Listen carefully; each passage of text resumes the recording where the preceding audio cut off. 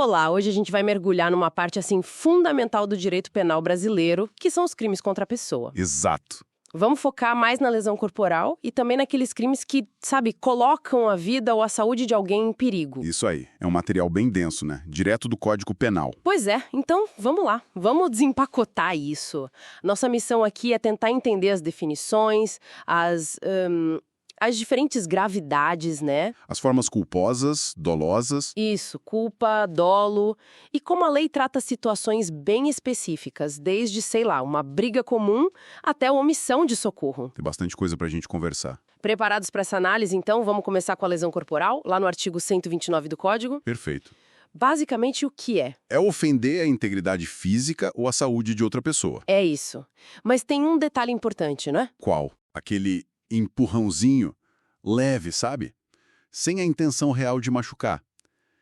Isso pode não ser lesão corporal. Ah, pode ser vias de fato, né? Aquela contravenção. Exatamente. Vias de fato. A lesão corporal é um crime que a gente chama de material. Ou seja, só acontece se a ofensa realmente machuca, né? Se tem um resultado. Isso. Precisa do resultado, da lesão em si. Mas, atenção, a tentativa de causar lesão também é punível. E tem a forma culposa, né? Quando não tem a intenção. Tem sim. Acontece muito, infelizmente. É quando a lesão ocorre por, digamos, descuido, negligência, imprudência. Tipo um acidente de trânsito que machuca alguém. Exatamente. E é bom lembrar que, no nosso direito, a regra é punir o dolo, a intenção. Punir a culpa é exceção. Entendi. E tem uma particularidade na lesão culposa. Mesmo que a lesão seja, sei lá, muito grave, o tipo de crime não muda. A pena base é a mesma. Ah, interessante isso. É. E existe até a possibilidade de perdão judicial em alguns casos. Sério? Como assim? Parecido com o que acontece no homicídio culposo, se as consequências daquela lesão atingem o próprio agente de forma muito grave. Nossa, tipo, ele se machuca gravemente também. Ou pede algum querido por causa daquilo. Exato. O juiz pode avaliar e conceder o perdão. E outra coisa, para processar alguém por lesão culposa, geralmente precisa da representação da vítima. A vítima tem que querer que a pessoa seja processada, né? Isso, ela precisa autorizar formalmente. Agora, quando a pessoa quer machucar, aí a coisa fica realmente mais séria, né? As lesões dolosas. Aí sim. E elas têm classificações de gravidade, o que impacta diretamente na pena. Quais são elas? Temos a lesão corporal grave. Isso acontece se a lesão causa, por exemplo, incapacidade para a pessoa fazer o que fazia normalmente por mais de 30 dias. 30 dias sem poder trabalhar ou fazer as coisas do dia a dia. Isso. Ou se gera perigo de vida para a vítima, ou uma debilidade permanente de um membro sentido ou função. Debilidade? Tipo, a pessoa fica com um movimento limitado no braço, por exemplo? Exatamente. Ou até se acelera o parto, no caso de vítima grávida. Nesses casos, a pena já é de reclusão. Reclusão é regime fechado, né? Mais grave. Geralmente começa no fechado ou semiaberto, sim. E depois da grave, vem a gravíssima. Ainda pior. Bem pior. Aqui o resultado é ainda mais sério. Incapacidade permanente para o trabalho ou uma enfermidade incurável. Enfermidade incurável. Isso me leva àquela questão do HIV que você mencionou antes. Pois é. A lesão gravíssima também inclui a perda ou inutilização de um membro, sentido ou função, uma deformidade permanente. Deformidade no rosto, por exemplo? Sim. Ou em qualquer parte do corpo que seja permanente. E também se causa aborto na vítima grávida. As penas aqui são bem mais altas, claro. Voltando à questão do HIV, é um debate jurídico pesado, né? Como os tribunais estão vendo a transmissão intencional? Olha, é um ponto bem delicado e ainda não totalmente pacificado. O STF, o Supremo, já sinalizou que poderia ser até tentativa de homicídio. Nossa, tentativa de matar? É. Mas não bateu o martelo, não definiu a tipificação exata para todos os casos. Já o STJ, o Superior Tribunal de Justiça, tem uma posição um pouco diferente. Qual? Tem entendido mais como lesão corporal gravíssima, justamente por encaixar na hipótese de transmissão de enfermidade incurável. Faz sentido também, mostra como a interpretação da lei não é estática, né? De forma alguma. É um campo em constante debate e evolução. E tem outra figura importante. A lesão corporal seguida de morte. Ah, essa é quando a intenção era só machucar, mas a pessoa acaba morrendo? Exatamente. É o que a gente chama de crime préter-doloso. Préter-doloso. Dolo no início, culpa no fim. Perfeito. Dolo na lesão, na conduta inicial, mas o resultado morte não era querido. Ele acontece por culpa. Isso muda alguma coisa no julgamento? Muda sim. Um ponto bem importante é que esse crime não vai a júri popular. Ah, por quê? Porque o tribunal do júri julga os crimes dolosos contra a vida, ou seja, quando há intenção de matar. Aqui, a intenção original era lesionar, não matar. Entendi. É julgado por um juiz comum, então. Exatamente. E ainda falando da lesão dolosa, existem situações que podem diminuir a pena. Tipo atenuantes? Quase isso. São causas de diminuição de pena mesmo. Por exemplo, se o crime foi cometido por um motivo de relevante valor social ou moral. Difícil definir isso, né? É subjetivo, mas a lei prevê. Ou então se a pessoa agiu sob o domínio de violenta emoção, logo depois de uma injusta provocação da vítima. Aquela coisa do perdeu a cabeça por causa de algo que a vítima fez. Isso. Mas tem que ser logo em seguida e a provocação tem que ser injusta. E tem mais. Se as lesões não forem graves, tipo lesões leves, um soco, um arranhão... Isso. Em algumas situações, como lesões recíprocas, sabe?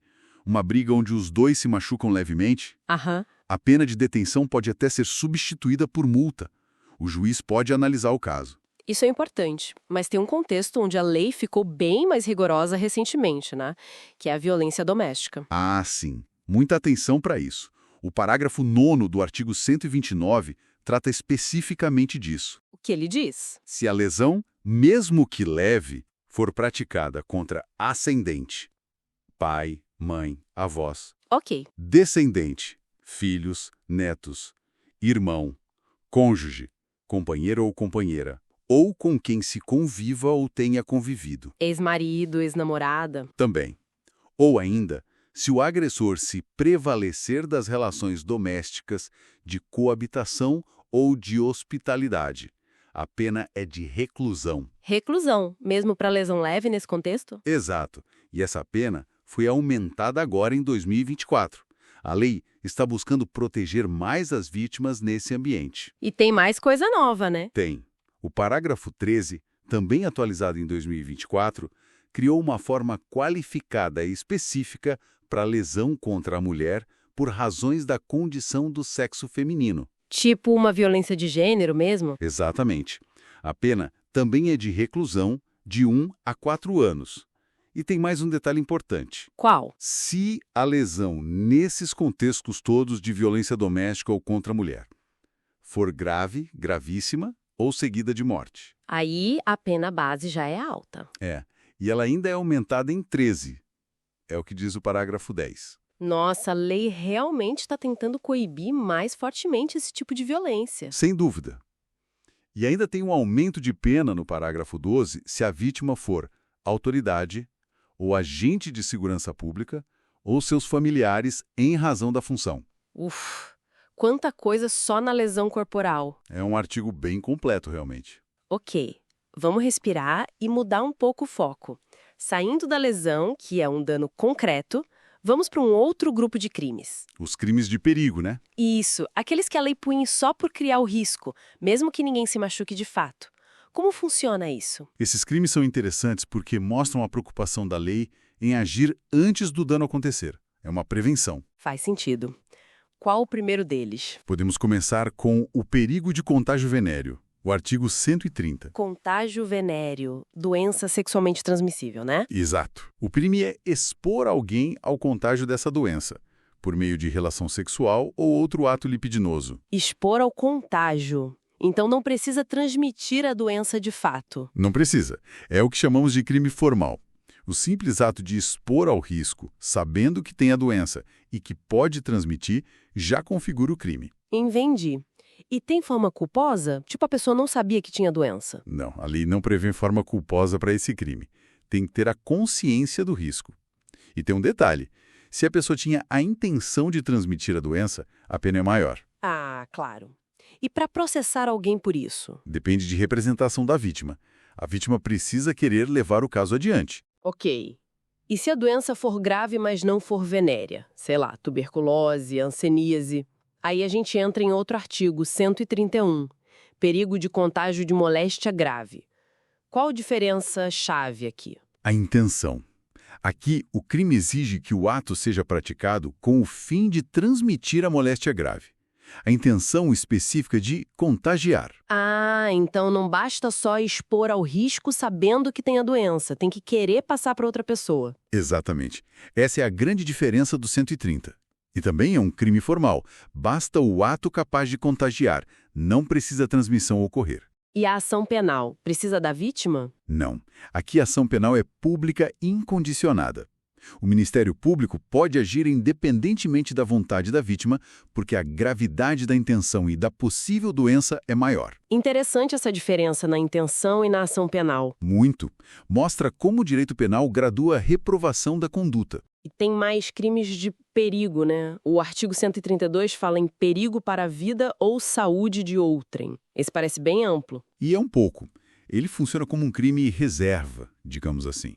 É subsidiário. Subsidiário. Como assim? Ele só se aplica se aquela conduta perigosa não for, na verdade, um crime mais grave. Ah, tipo, se não for uma tentativa de homicídio ou uma lesão corporal. Exatamente. Se for algo mais grave, aplique-se o crime mais grave. Se não, pode encaixar no 132. Ele exige a exposição da vida ou saúde de alguém a um perigo direto e iminente. Direto e iminente. Tem que ser um risco real e na hora, né? Isso, um perigo concreto. Não basta uma possibilidade remota. O crime se consuma com a criação desse perigo real. Tem forma culposa? Não, a lei não prevê. E tem um aumento de pena se esse perigo for causado durante o transporte ilegal de pessoas por trabalho escravo ou algo assim. Pesado. E a ação penal? Pública incondicionada também. Ok. Falando em risco e cuidado, tem o abandono de incapaz, né? Artigo 133. Isso. Esse crime está ligado à ideia de um dever de cuidado que alguém tem sobre outra pessoa. Quem pode cometer esse crime? A pessoa que tem outra sob seu cuidado, guarda, vigilância ou autoridade. E a vítima tem que ser incapaz de se defender dos riscos do abandono. Uma criança pequena, um idoso com demência, uma pessoa com deficiência grave. Exatamente. O crime é abandonar essa pessoa, e esse abandono tem que gerar um perigo concreto para a vida ou saúde dela. Não basta só deixar a pessoa sozinha. Tem que ter risco real. Isso. Se desse abandono resultar uma lesão corporal grave na vítima, A pessoa cai, se machuca feio. a pena é maior. E se resultar em morte, a pena é maior ainda. São formas qualificadas pelo resultado, mas esse resultado, lesão grave ou morte, tem que ser culposo. Ah, se a pessoa abandonou querendo que a vítima se machucasse ou morresse. Aí não seria mais abandono qualificado. Seria lesão corporal grave dolosa ou homicídio doloso mesmo. Entendi a diferença. E a ação é incondicionada? Sim, pública incondicionada. E tem uma figura bem específica dentro do abandono. Qual? O abandono de recém-nascido, no artigo 134. É um crime próprio. Próprio. Só pode ser cometido por uma pessoa específica. Exato. Só pode ser cometido pela mãe e tem um motivo específico, para ocultar a própria desonra. Nossa, é uma figura bem antiga no código, né? Bastante. Tem penas e qualificadoras próprias também, se resultar lesão grave ou morte no bebê. E a famosa omissão de socorro, artigo 135. Acho que todo mundo já ouviu falar. Sim, é bem conhecido. É basicamente deixar de ajudar quem está precisando, quando você podia ajudar sem risco para você mesmo. Quem precisa de ajuda segundo a lei? Criança abandonada ou extraviada. Pessoa inválida ou ferida. Pessoa desamparada ou em grave e iminente perigo. E se eu não puder ajudar diretamente? Aí a omissão também acontece se você não pede o socorro da autoridade pública. Ligar para a polícia, para os bombeiros, para o SAMU. Entendi. E tem alguma presunção de perigo? Sim, no caso de criança abandonada ou extraviada, o perigo é presumido pela lei. Para idosos, tem o Estatuto do Idoso, que também trata de omissão de socorro com regras específicas. E se a pessoa já morreu na hora? Eu chego e a vítima de um acidente já está morta. Se a morte foi instantânea antes de você ter a chance de omitir o socorro, pode ser considerado crime impossível. Não havia mais vida a ser salva. Faz sentido. E quando o crime se consuma? Na hora que eu decido não ajudar? Exatamente. No momento da omissão. Por isso, não admite tentativa. Ou você se omitiu, ou não. E não tem forma culposa, velho. Ninguém se omite sem querer. Não. A omissão é consciente. A pena aumenta bastante se da omissão resultar lesão corporal grave na vítima. E se resultar morte? Aí a pena triplica. É um momento bem expressivo para mostrar a importância do dever de solidariedade. A ação é pública incondicionada. E tem aquele crime mais novo sobre atendimento médico, né? Tem sim o 135A, condicionamento de atendimento médico hospitalário emergencial. Que nome comprido, que isso? É proibir que hospitais ou médicos exijam, por exemplo, cheque calção, nota promissória ou qualquer garantia financeira para atender alguém em situação de emergência. Aquela prática absurda de paga primeiro, depois a gente atende. Exatamente. Isso é crime. É um crime próprio, só pode ser cometido por quem trabalha na área da saúde ou pelo estabelecimento. E se a pessoa se machuca ou morre por causa dessa recusa? A pena aumenta. Se causa lesão grave, a pena é dobrada. Se causa morte, é triplicada. Ação incondicionada também. Importante saber disso. Para fechar essa parte de crimes de perigo, temos ainda maus tratos e rixa, né? Rapidinho sobre eles. Vamos lá. Maus tratos, artigo 136. É expor a perigo a vida ou a saúde de alguém que está sob sua autoridade, guarda ou vigilância. Parece com abandono de incapaz. Tem uma diferença crucial. Aqui tem uma finalidade específica. É para fim de educação, ensino, tratamento ou custódia. Aí, tipo, o pai que bate demais no filho para educar? Ou o responsável por um abrigo que priva os internos de comida? Exatamente. O crime pode ser por privação de alimentos ou cuidados indispensáveis, ou sujeitando a trabalho excessivo ou inadequado, ou abusando dos meios de correção ou disciplina. Tem formas qualificadas também. Sim, se resultar lesão grave ou morte, e a pena é aumentada se o crime for contra menor de 14 anos. Ok. E a rixa? Artigo 137. Rixa é participar de briga, mas não qualquer briga, tem que ser uma briga generalizada, com agressões recíprocas, sabe? Todo mundo contra todo mundo ou grupo se agredindo. Tipo briga de torcida ou em festa? Pode ser. E precisa ter pelo menos 3 pessoas participando ativamente da troca de agressões. 3 no mínimo. E se eu entrei só para separar a briga? Aí não é rixa. A lei exclui quem entra para separar os contendores.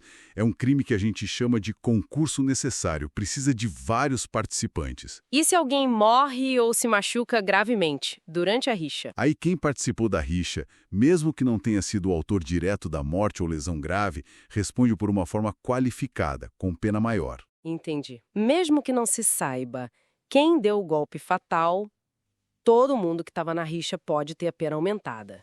Exatamente.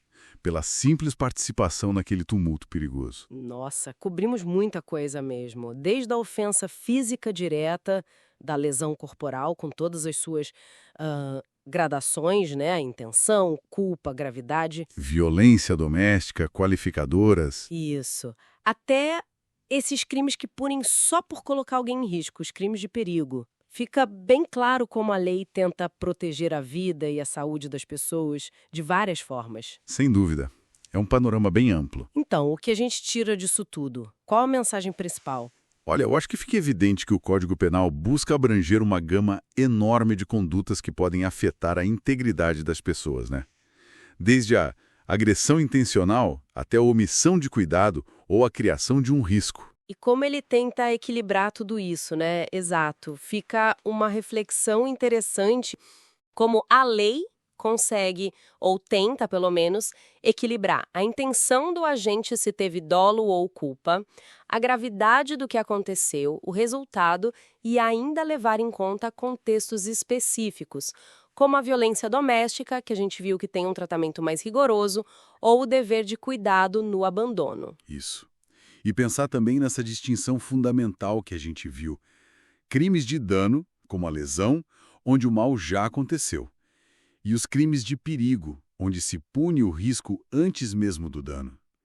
O que isso diz sobre o que a gente valoriza como sociedade? Pois é, o que essa diferença nos diz sobre os valores sociais de proteção à vida e à saúde. Será que a gente valoriza tanto a prevenção do perigo quanto a punição do dano que já ocorreu? Fica aí a provocação para a gente pensar um pouco mais sobre isso.